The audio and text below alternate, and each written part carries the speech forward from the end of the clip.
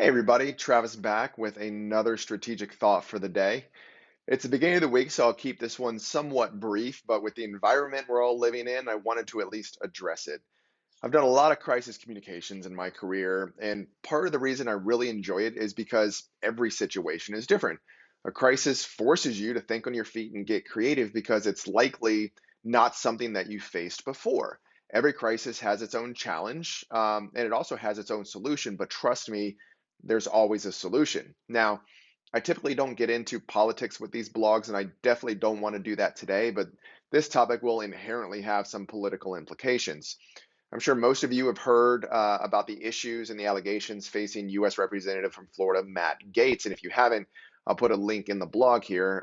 And I don't want to get into the political lightning rod that is this topic, but whatever your beliefs are, there is a lesson here that all brands can learn. And it's a lesson that mobile payment company Venmo is living right now. That lesson is you never know when you're going to be pulled into a crisis or when a crisis will show up at your doorstep. Many times, a crisis is the result of an action by a brand or a representative of the brand, whether they be an employee, a celebrity, or an executive. We've all heard these examples where someone does something wrong and the brand has to answer for those actions. But what happens when your brand hasn't done anything wrong and now you're in the middle of a crisis? How do you respond? What can you say? Should you say anything at all? Representative Gates is in the middle of all these controversial allegations, and Venmo is kind of being drug along for the ride. So if you're Venmo, what do?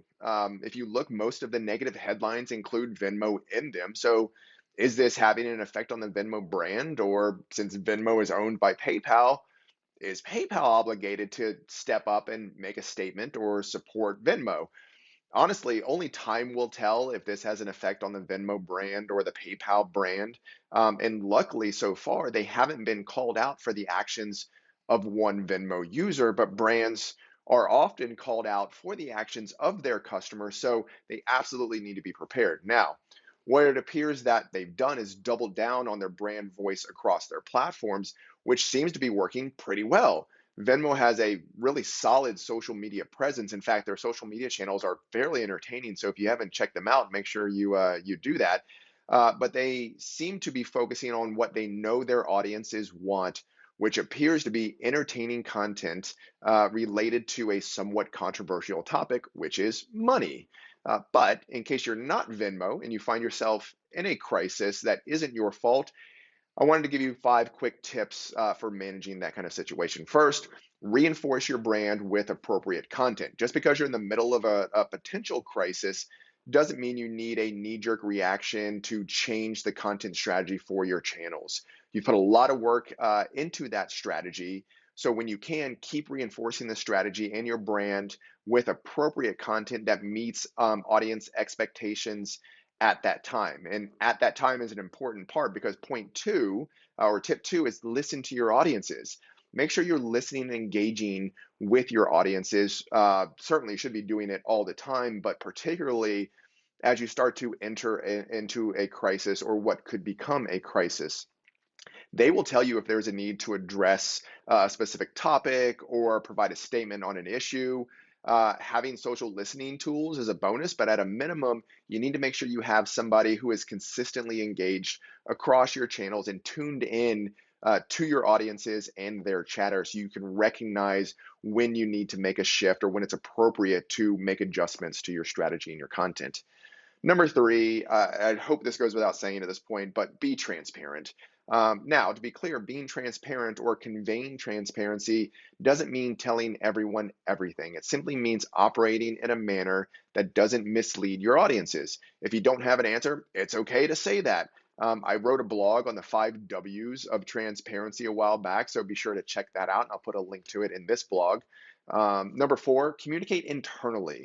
It's easy to focus on what's happening with your external audiences because, well, that's who's typically creating the most noise for your brand at any particular moment. But your biggest asset is your team. I know that sounds like a cliche, but it's so true. So make sure that you're making them a priority as you're going through a potential crisis or planning for a potential issue that your brand is going to face. Again, I wrote a blog about internal communications during a crisis a while back, so make sure you check that out as well. And finally, and I preach on this all the time, plan, plan, plan. Yes, it's true. You can't plan out every single crisis that your company will face, but you can plan on having a crisis. Everybody does, whether it's your fault, not your fault, gets brought to your doorstep, or or any other scenario, you're going to have a crisis. If you have the framework down for how you're going to respond or the way that you'll manage that crisis, you're setting yourself up for success. If you wait until you're in the middle of the crisis, it's too late to do the planning and you'll find yourself scrambling. And there's your strategic thought for the day. I hope you found it useful, and let me know in the comments if there are other tips or tricks that you've learned along the way. And be sure to check out tcstrategic.com for more posts, as well as to sign up for our Strategic Thoughts newsletter. Thanks so much, and we'll see you back soon.